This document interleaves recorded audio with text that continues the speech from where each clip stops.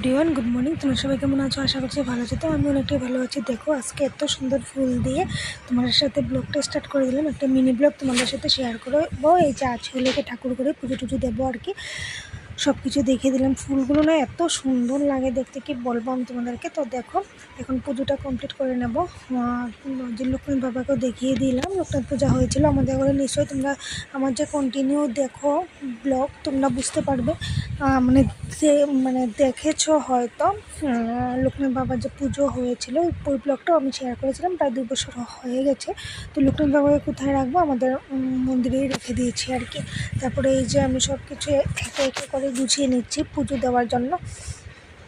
তারপর এদিকে গিয়ে ওইখানে আমি সব থালাগুলো নামাচ্ছি, গ্লাসগুলো নামাচ্ছি। থালা এক হাতে থালা আছে, আর এতে রুমালটা দিয়ে ঠাকুরকে মুছিয়ে নেবো আর কি।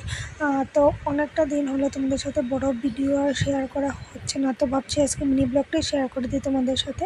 তো চলো, মিনি ব্লগটা অল্প তোমরা দেখবে, আর যদি ভালো লেগে থাকে লাইক কমেন্ট শেয়ার করে দেবে, আর সাবস্ক্রাইব করতে একদম ভুলবে না। আর কন্টিনিউ ব্লগ দেওয়া ট্রাই করছি, দেখি কি হয়।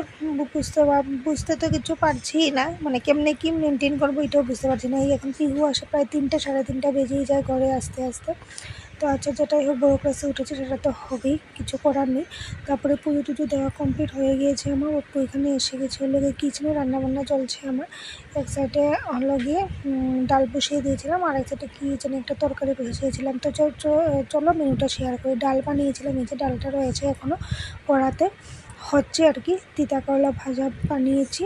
তারপরে গিয়ে কাঁঠালের একটা তরকারি করেছিলাম, আর গিয়ে চানা দিয়ে আলু দিয়ে একটা যে ঘুগনি করেছিলাম।